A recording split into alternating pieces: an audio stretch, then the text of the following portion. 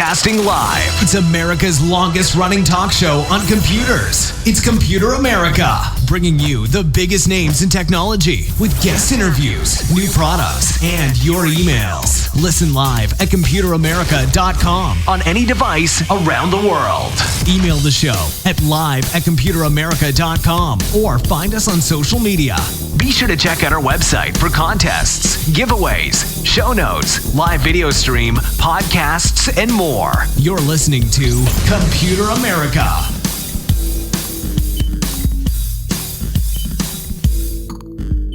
Hello and welcome everyone into the Computer America Show. We are the nation's longest running, nationally syndicated radio talk show on computers and technology. Everyone, how you doing? Welcome onto the program.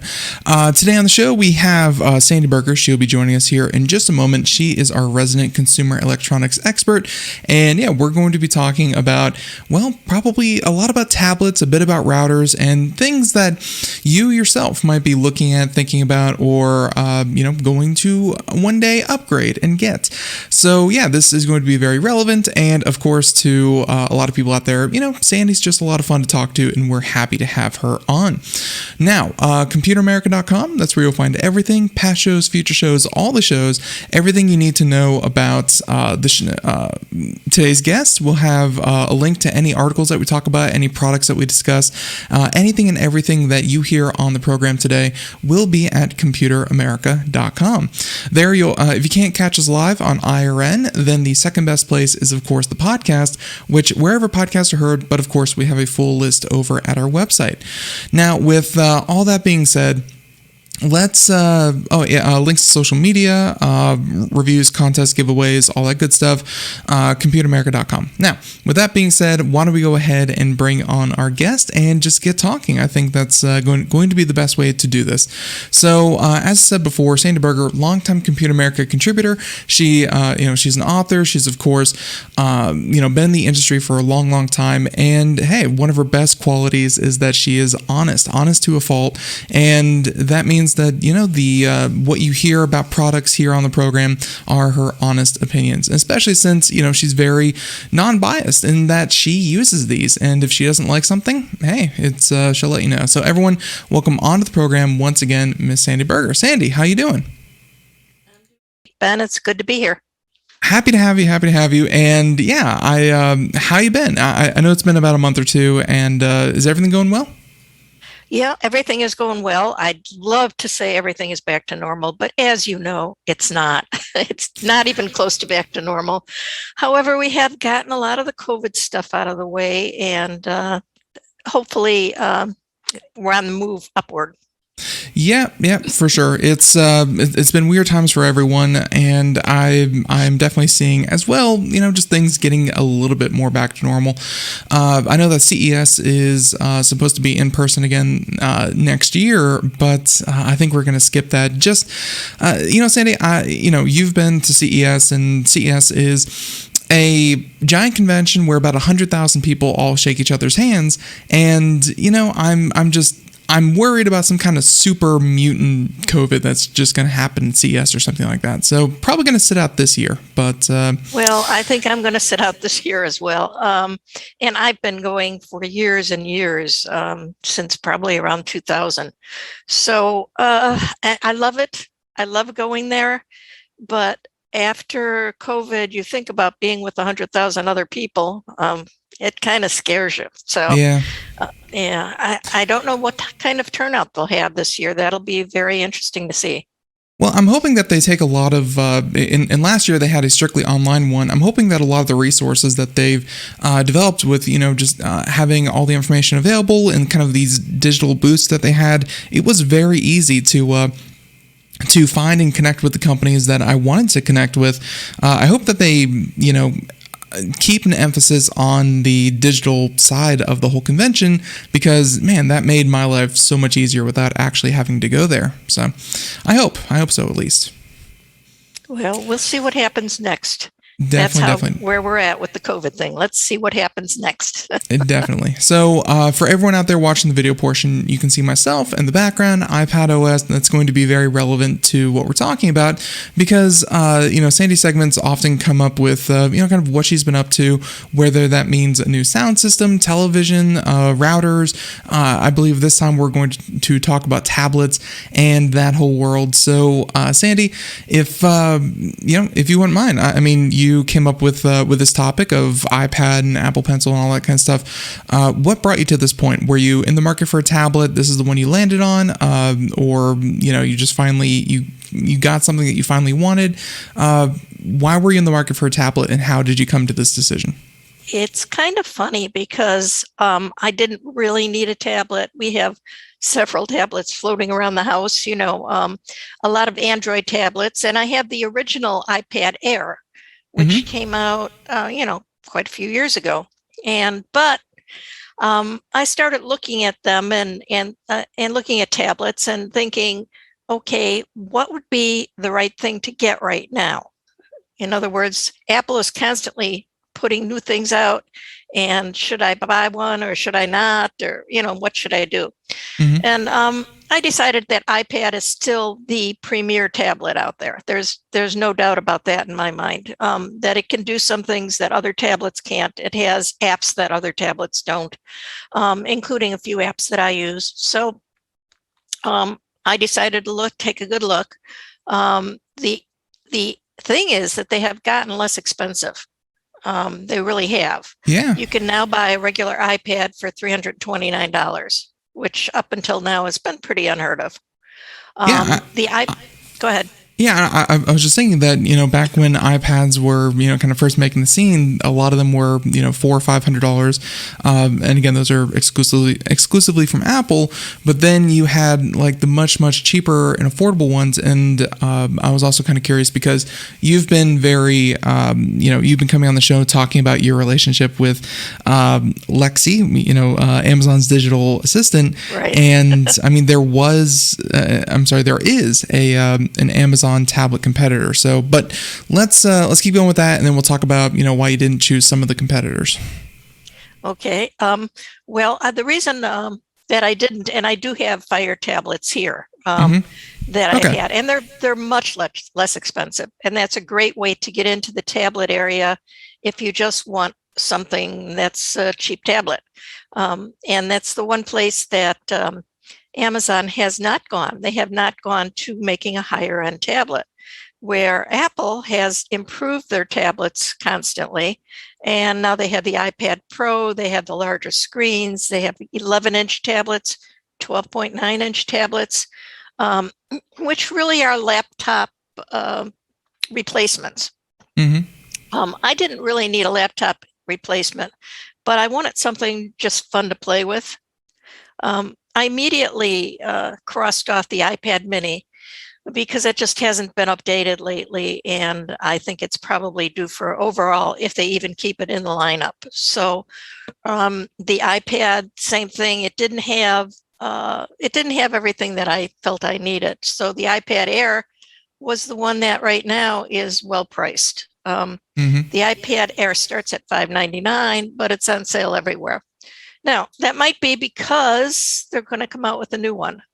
But I felt that the iPad Air with the liquid retina display, the A14 Bionic chip, had everything that I needed that would keep me for a while.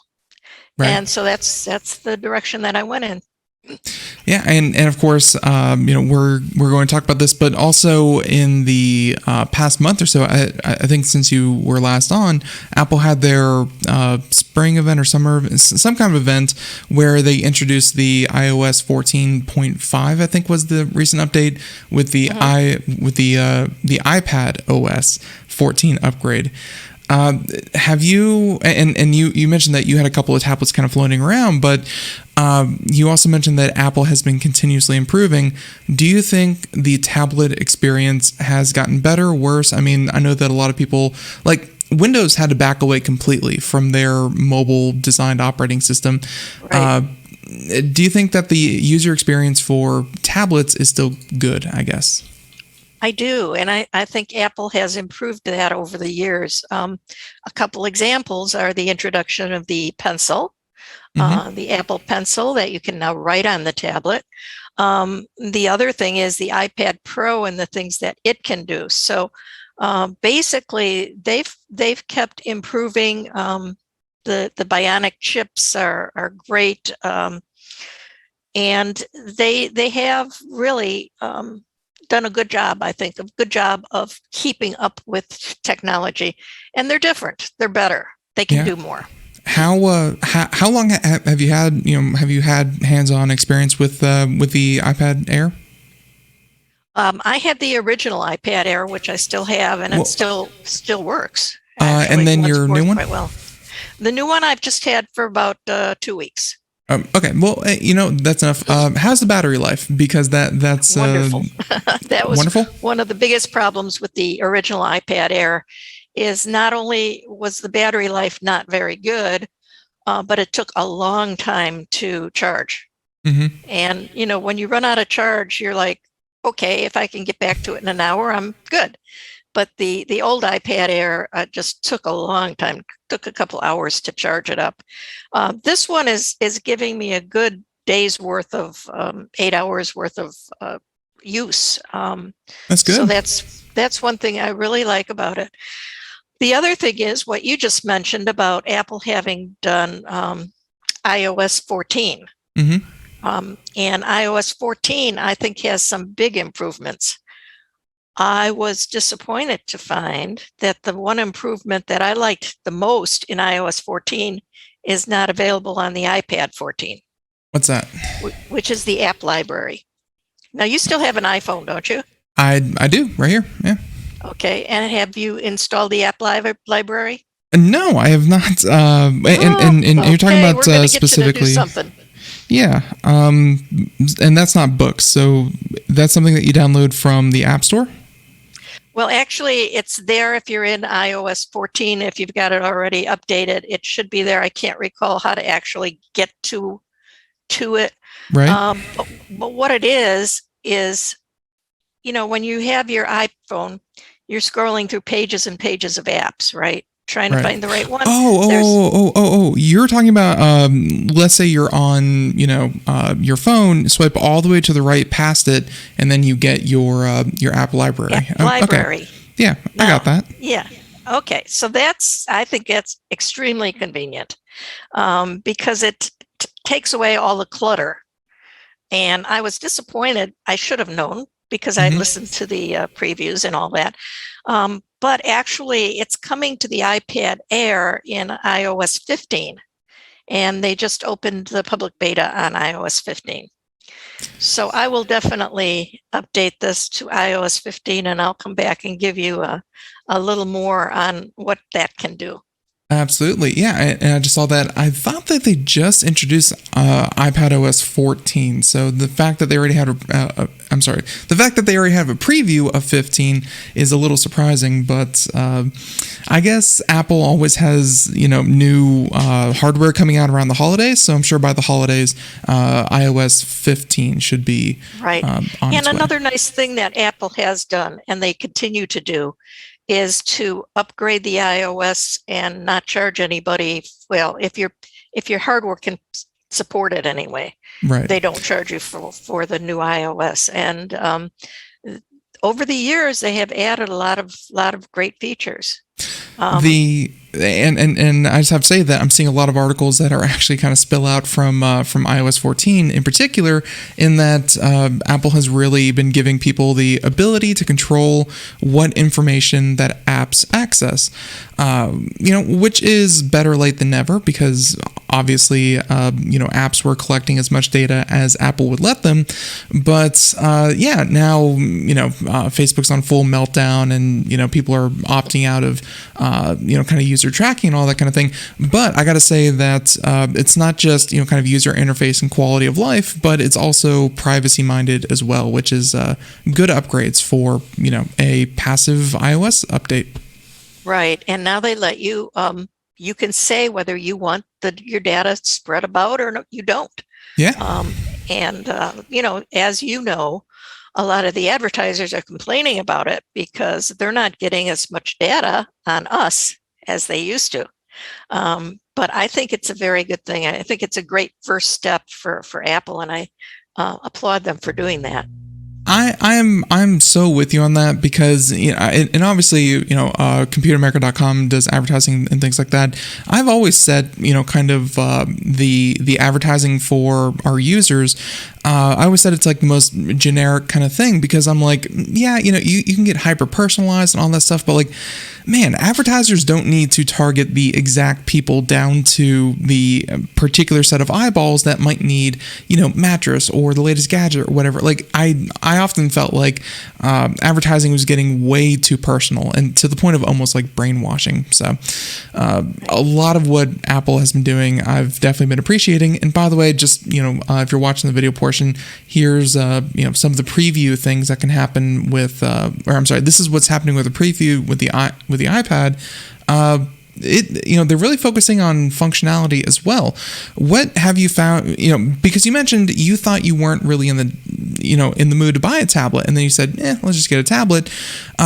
You had laptops, you had computers, you had streaming devices, so on and so forth. How often and for what uses do you think a tablet is best for in your day-to-day life? Well, a tablet is not a full laptop replacement in my day-to-day life. I still have my laptop. I still have my desktop. As you said, I've got all these other tablets laying around. But I think that a tablet still offers you convenience over your iPhone or your phone. Now, a lot of people are glued, that phone is glued at their hip or whatever. Mm-hmm. They're inseparable. I personally, maybe it's my age, maybe it's my eyesight, but I find looking at that little screen all day, just at the end of the day, drives me crazy. Yeah. And to me, that's what the iPad, where they fit in, a tablet fits in. And so one thing I really like about this new iPad Air is the Retina display is much easier on your eyes than any other one. And if I pick up this display and put it next to, say, a Fire tablet, Mm-hmm. I see an immediate difference in the graininess, in the amount of focus that I have to do to get the whole picture from my eyes. I mean, Right. As you age, you realize that your eyes are very important, and so I don't want to strain my eyes using a phone or something smaller, and that's where the iPad fits in for me.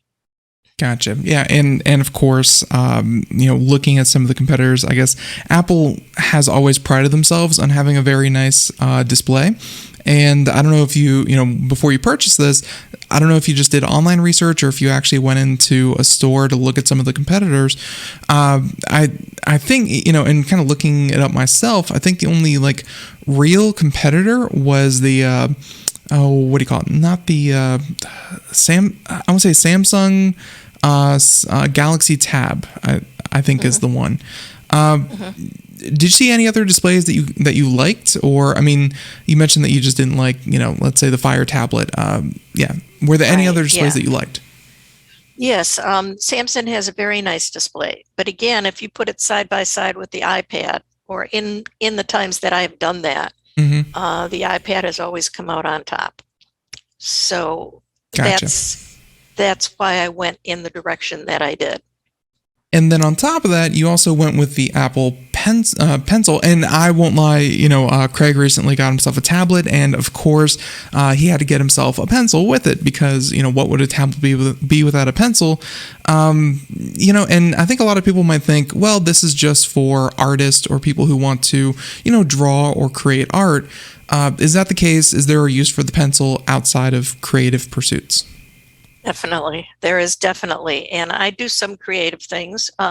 So I like to draw and color and all that sort of thing, which the pencil does.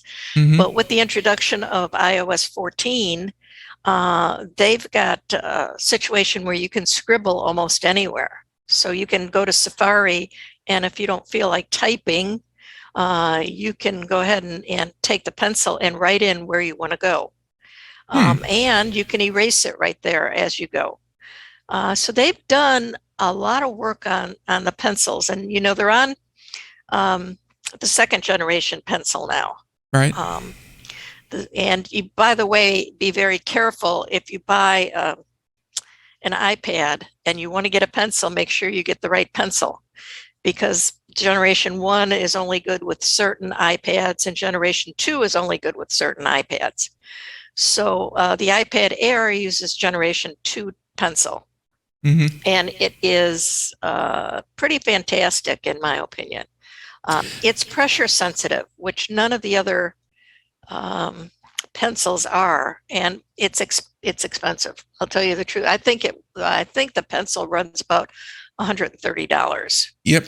And to me, that's pretty expensive. That's more than I could get a whole tablet for. Right? I think that a lot of people would think $130 for a stylus. I mean, no one's ever accused Apple of being affordable, but right. But it's a bit more than just a plastic stylus. It is. It is pressure sensitive, and you can get other styluses for the Apple iPad and iPad Air. You can go online to Amazon and find one for $20. Right. That will work fairly well.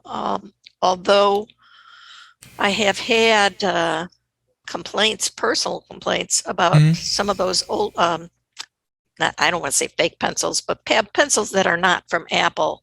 Right. That they can scratch the tablets. So be very careful if you're going to buy something like that. If you buy the real Apple one, you're going to pay the price, but it's probably going to be worth it.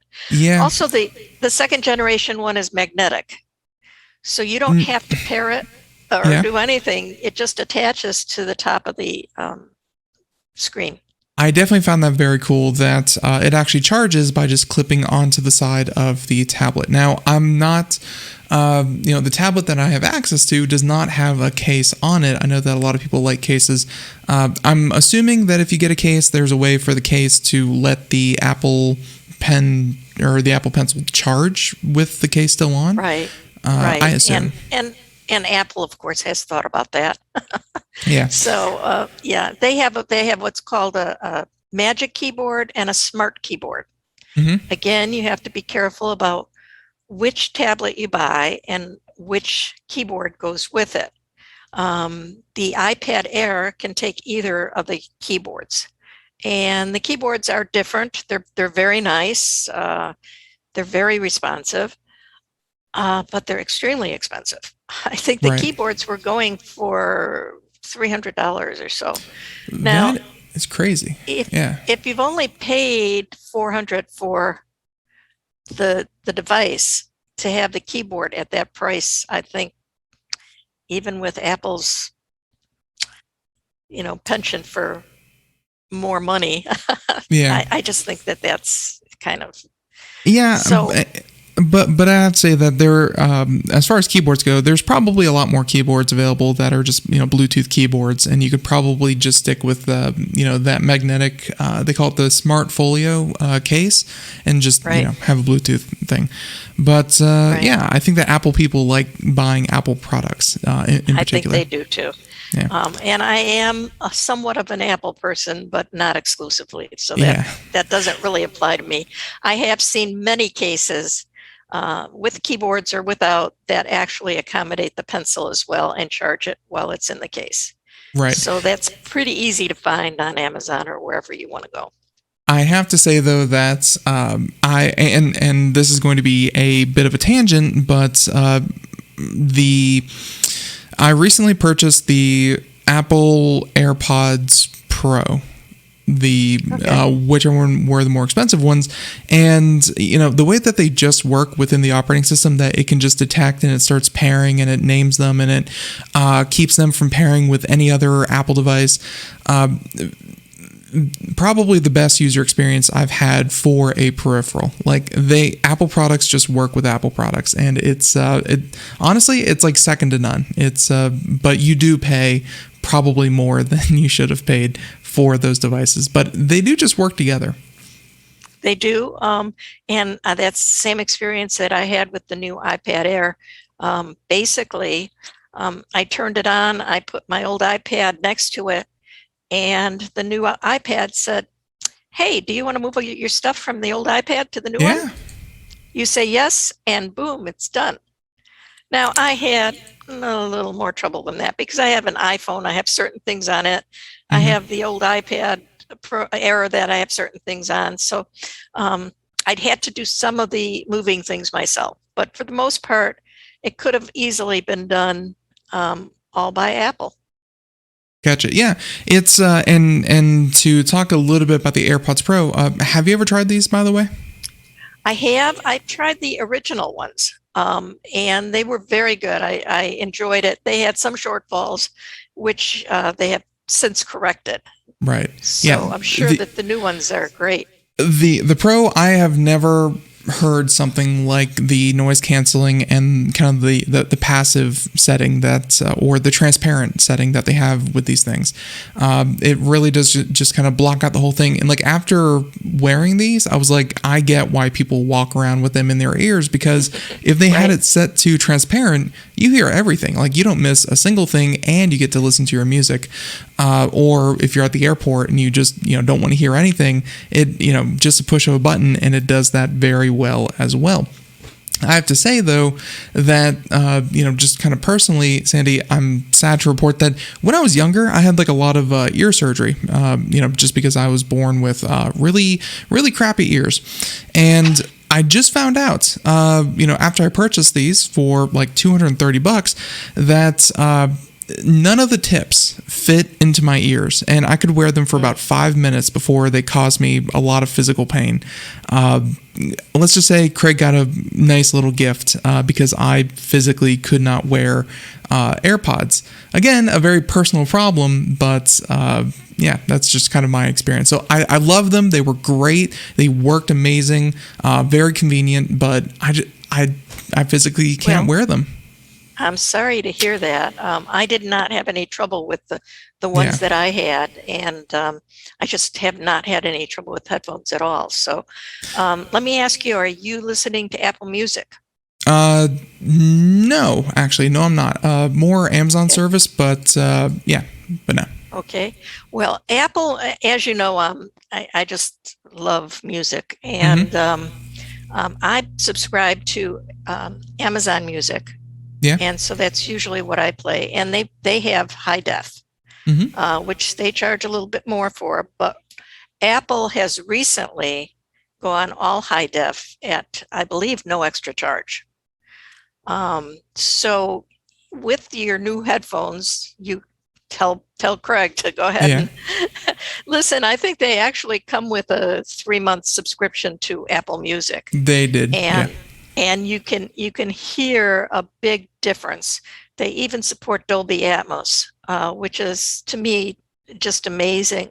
The difference in quality. Now, Amazon is the first one that started it, and they started it probably close to 2 years ago now.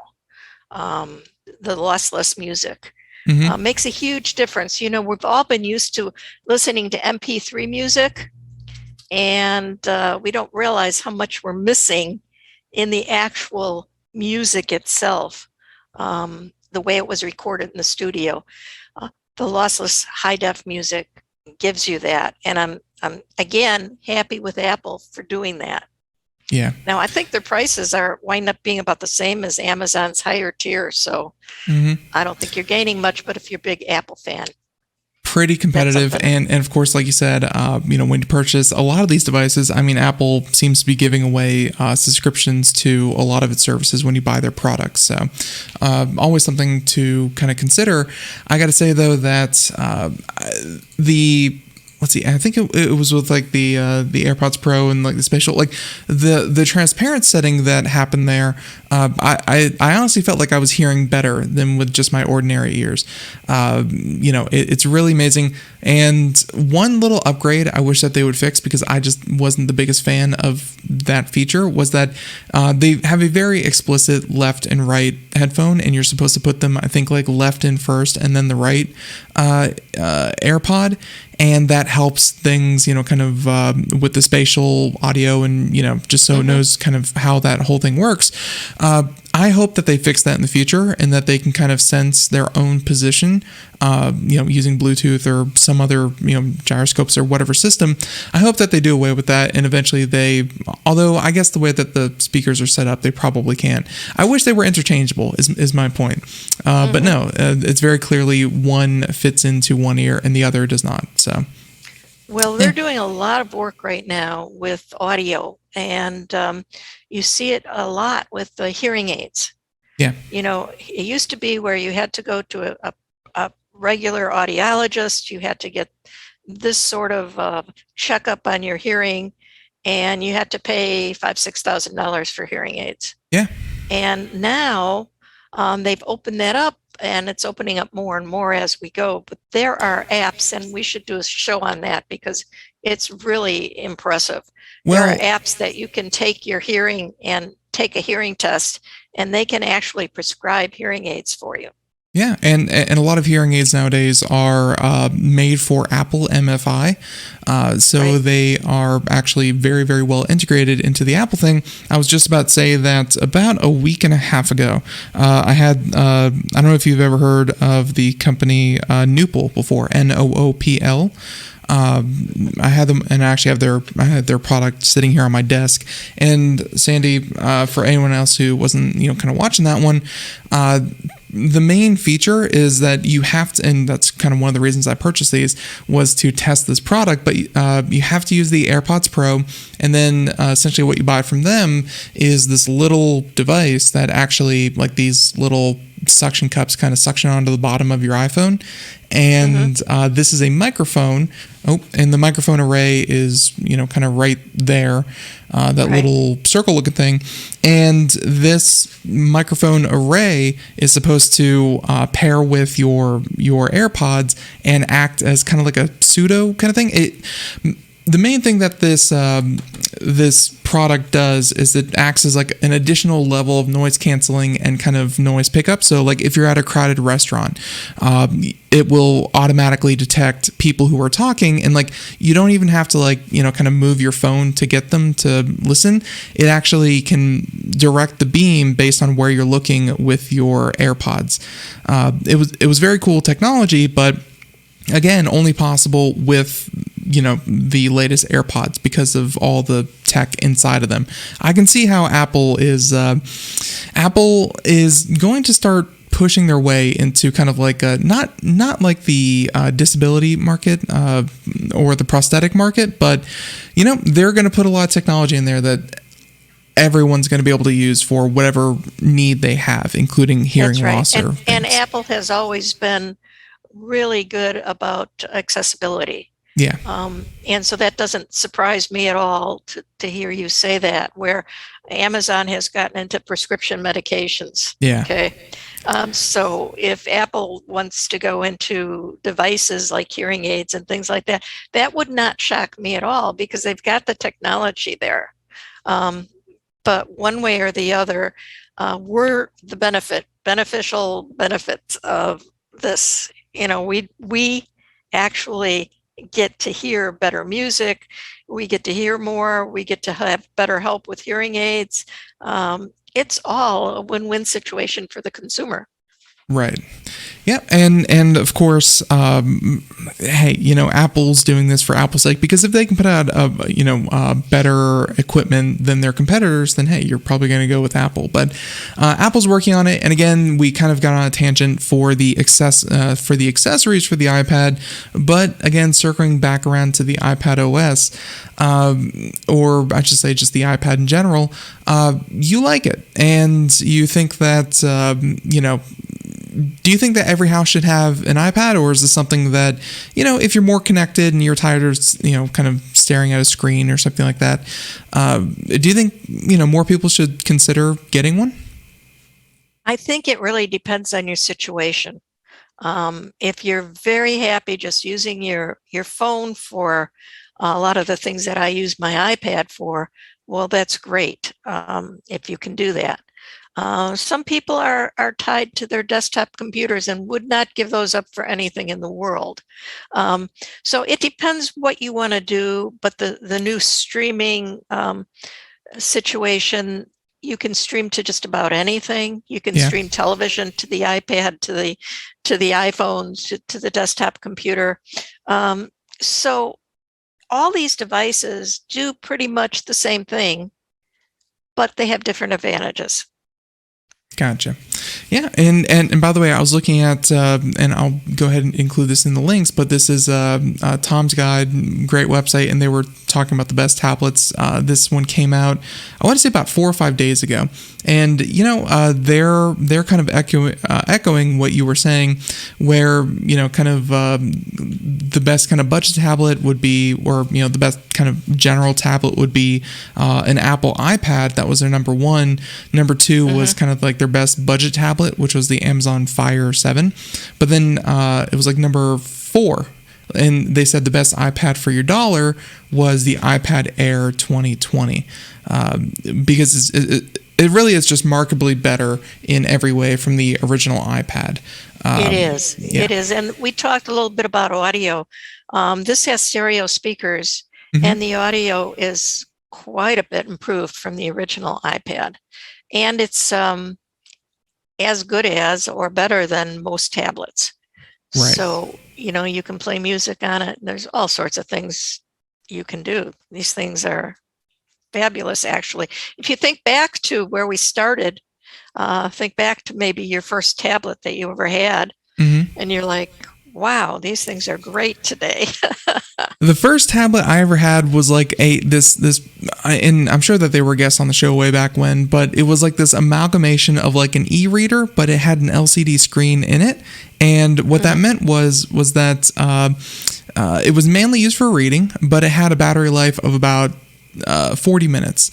And oh my God, that was the worst product, because I get that what like they were really pushing what it meant to be a tablet. This was even before any kind of iPads or anything like that. Back when like e-readers were more popular, and they were really trying to push something, and it had different apps on it. But man, it failed at doing everything that it tried to kind of do. And tablets have definitely come a long way. Like not even just Apple, but all tablets, I think.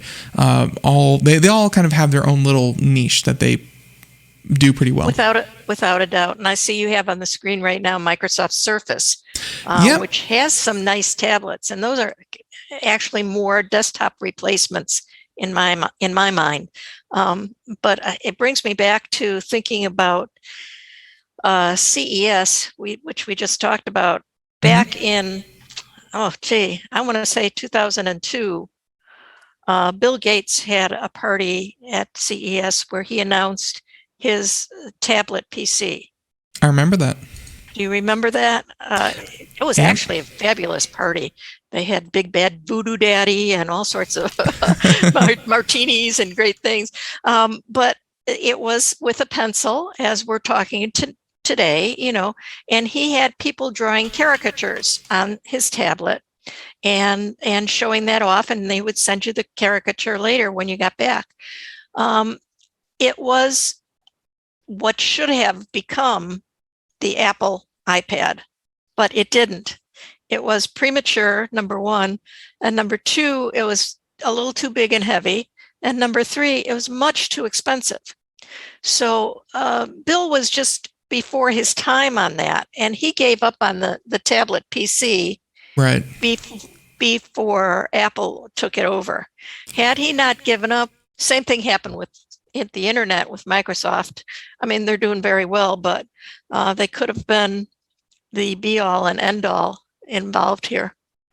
Yeah, and obviously looking back, there's same question, like why didn't Sears get into online kind of shipping and be a marketplace, little things like that. And I believe I have a picture. This is back in 2001 over at Comdex was when Bill Gates released that. That's right. It was at Comdex rather than before I started going to CES. We went to Comdex. Yep. So and honestly, like, it doesn't look too far from what we have today. Especially for being released 20 years ago.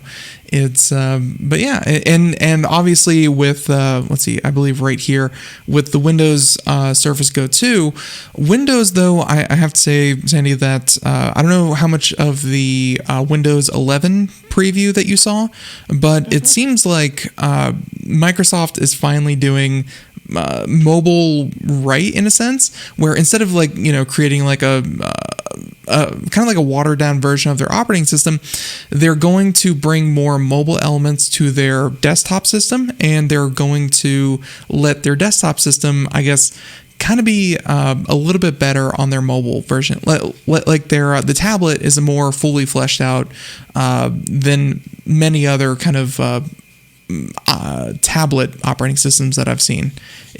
Which to your point is to your point, you said this in my mind is more of a laptop replacement. Yes, I guess that's my long way of saying I agree. It's very functional.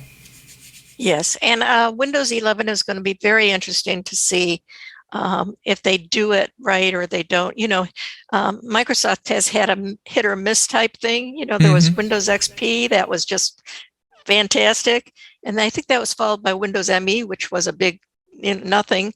And at some point in time, it seemed like they would have a Windows Vista, Vista, yeah.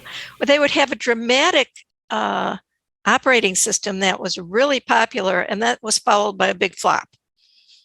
I've Windows heard that 8. rumor too, and it's not even rumor. It's almost like urban legend. And I feel like regardless of what people do, like people are already setting themselves up that Windows 11, because Windows 10 has been really fantastic.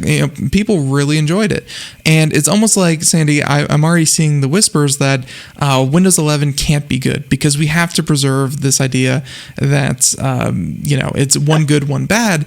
But from everyone who's kind of played with the technical, they're like, it's a bit of a UI update and refresh, and I'm sure that you've seen the pictures.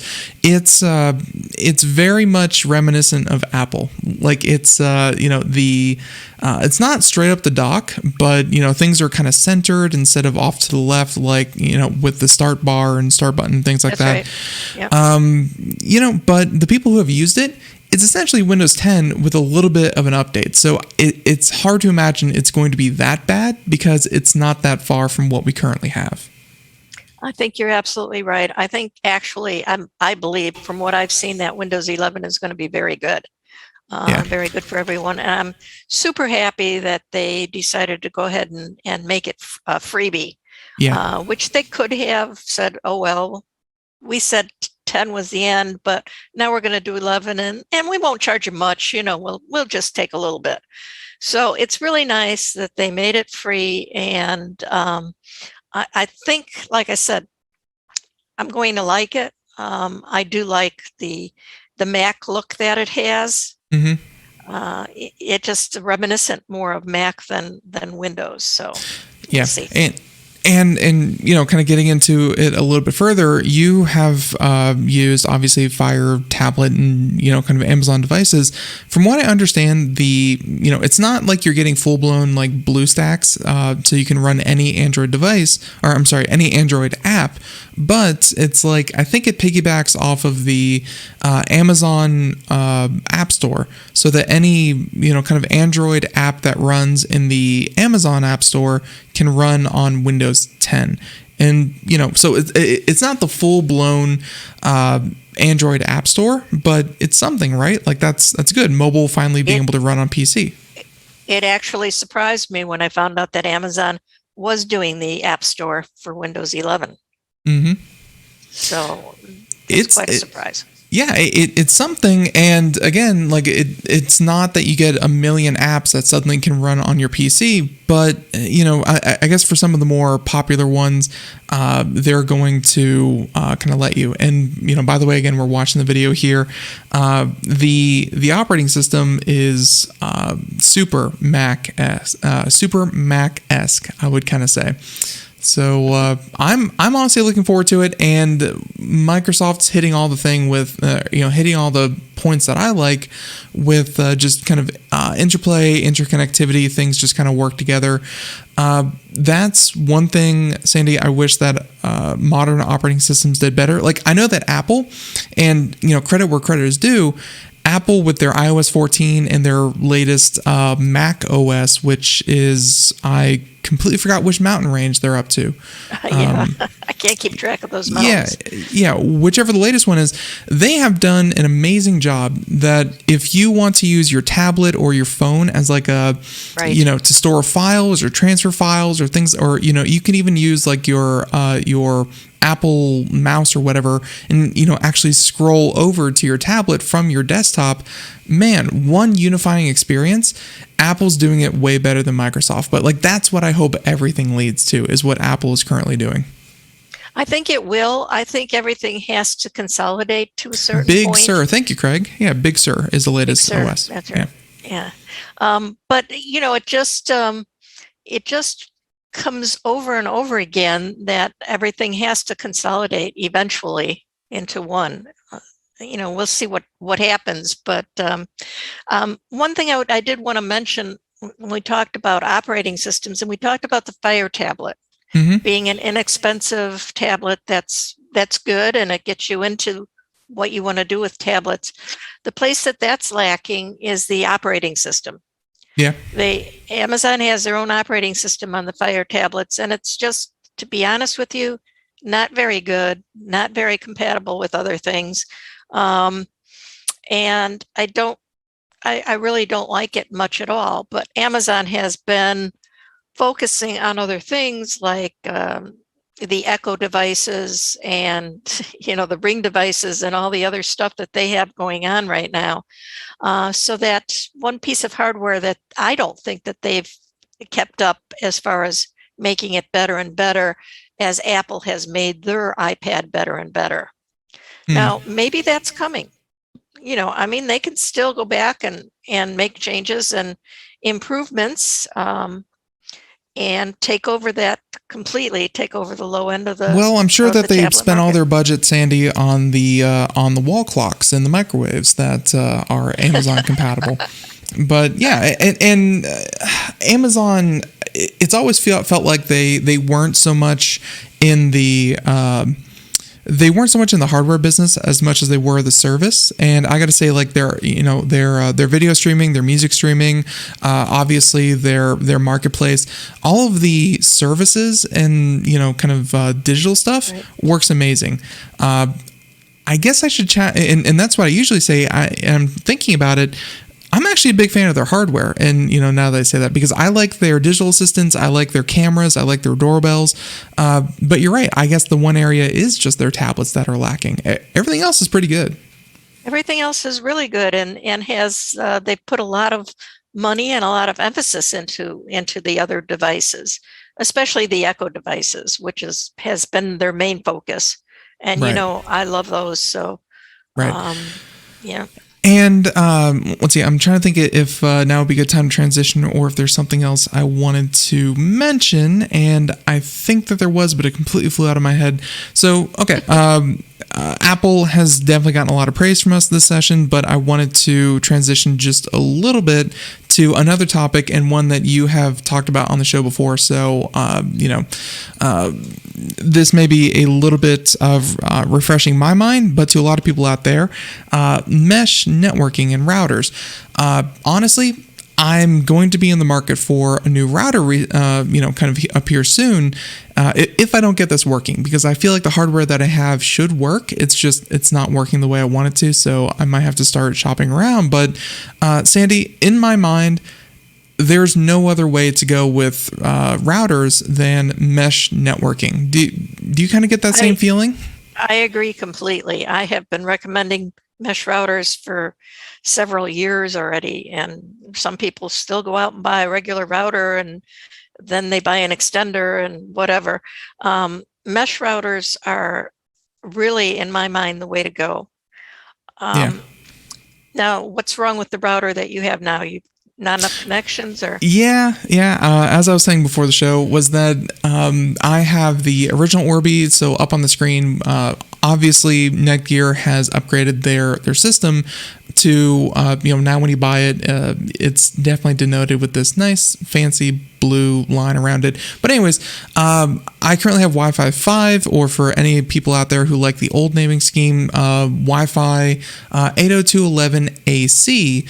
And, it was really nice. Oh my God, they changed Nighthawk too. Look at that. Now it's like a little box that sits there. Cool. Anyways, I have the Wi-Fi 5 mesh routers, and I just found out after, and Sandy, the reason it kind of tipped me off was that every night, my cameras would fail on the outside of my house, and my streaming devices, like I use like a Google Chromecast, and just like a couple of my other kind of Wi-Fi things in particular, because like the stuff that's directly connected, not really an issue, but the Wi-Fi stuff was dropping slow. Like I actually had to take my phone off of Wi-Fi and start using cellular data just because it wasn't working, and that happened every night. Until the point, and I'm still trying to troubleshoot this, Andy, but I don't know if it sounds familiar to you, but anything on Wi-Fi just wasn't working well. Well, I think that it's probably the number of connections that you have, because you're like me, you have these devices all over the house, and you don't realize how fast they've multiplied. So you just added a little Echo device here, and a doorbell there, and a this here, and a that there. And before you know it, you've got 30, 40, 50 things in your house that are connecting to Wi-Fi. And that's where your mesh router will come in handy, but it's got to be a mesh router that's got Wi-Fi 6. Yeah. That's the key.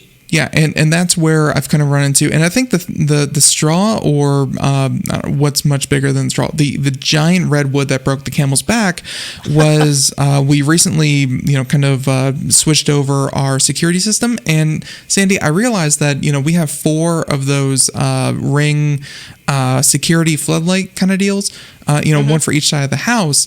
And when you think about it, each one of those is essentially an HD video stream that you are streaming constantly, because it does the recording and you can live view it whenever you want. Right. Yeah, and when you look at the Wi-Fi thing, like the one that we currently have says it can handle up to 250 devices. We're connected. We're not that connected, but it says if you're a house that does a lot of video streaming or gaming, knock that number down to 50 devices on average is what you should be, kind of aiming for. And I'm like, we have 4 HD streams happening continuously. And then of course, everyone in the house is doing their own thing on the internet. Wi-Fi 5, I think, is just not cutting it anymore. That seemed to be where I was at.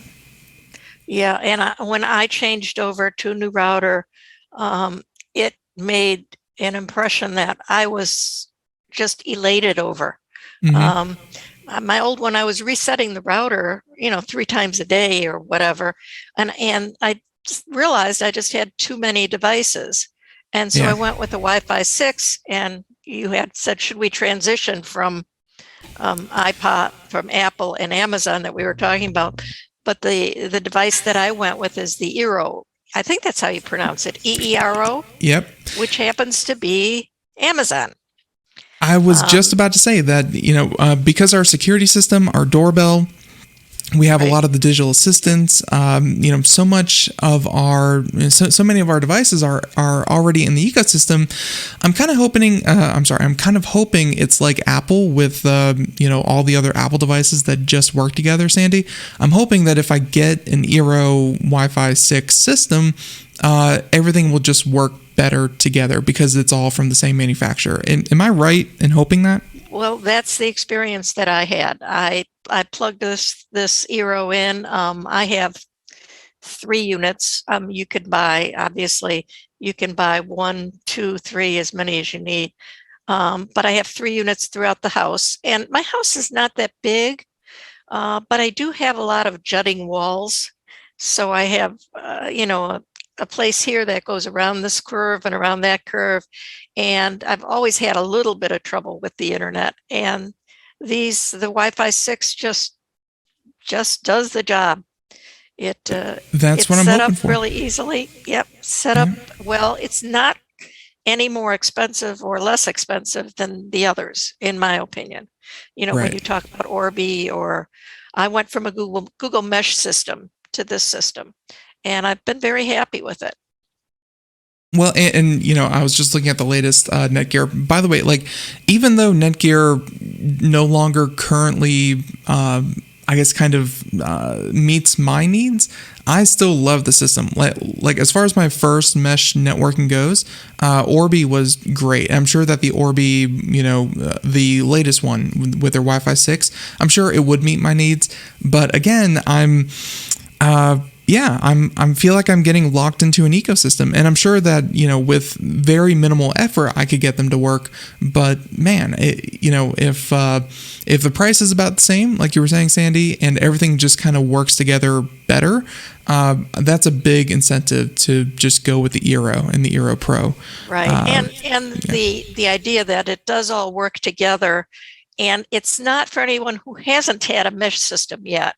Mm-hmm. The one thing is that you're setting this up from your cell phone. This is not where you have to go on the internet and you have to go to a certain dot number and you have to do this to set it up. It's none of those things. I mean, it's really easy. And that goes for the eero system, the other systems, NETGEAR systems.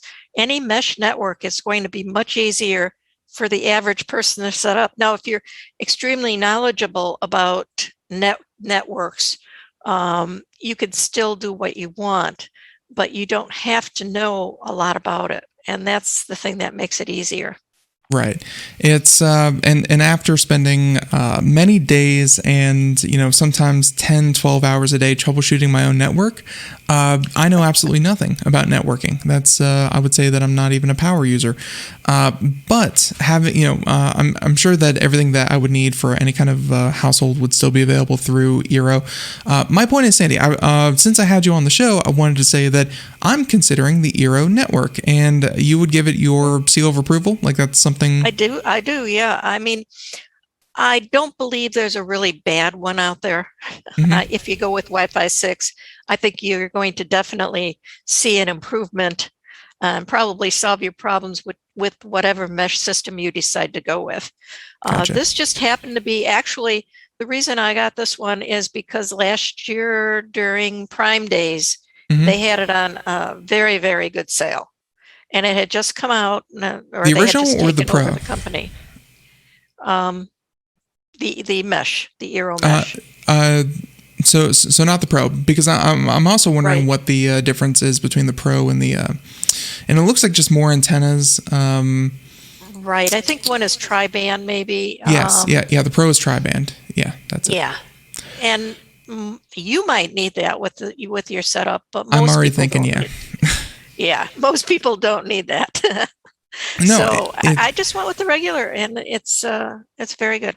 Yeah, so I would recommend it. Yes. Yeah, the only thing that we have here that I think ordinary houses wouldn't have are like extremely thick concrete walls, and that's so more coverage is better, and might even need like actually an extender just to make sure that it gets through that wall. That's very important. So, that's definitely good, and I'm glad to have you there, because we also have a number of kind of internet-connected doors, because we like everything complicated, and it's very cumbersome and annoying. But, by the way, for anyone out there who's considering, getting a bunch of door locks, like anything more than like one, I would not recommend. Like, it's actually very inconvenient to have a bunch of electronic door locks, but it gets complicated easily. Yeah, and figuring out the difference between your shop door and your garage door, even though they're on either side of your garage, either side of your garage, it gets very annoying to set up, all that good stuff. But I digress. So, Sandy, we have like a minute left. We talked about tablets, we talked about new operating systems, we talked about mesh networking. Man, what are you up to? Kind of in the coming month, what do you think is going to be keeping you occupied?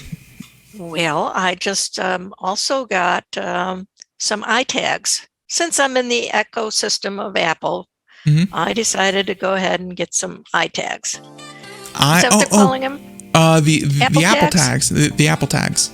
Yeah. Okay. So, I'll probably be ready to talk about that next month. Oh, and we could definitely talk about that because Craig purchased a number of them. We have like 3 of them. He used them for his car keys, and I think he has one on the cat. So our cat is walking around with an extremely large You have tag. an Apple cat. We do. Our cat is Apple enabled, and we can find him down to the inch.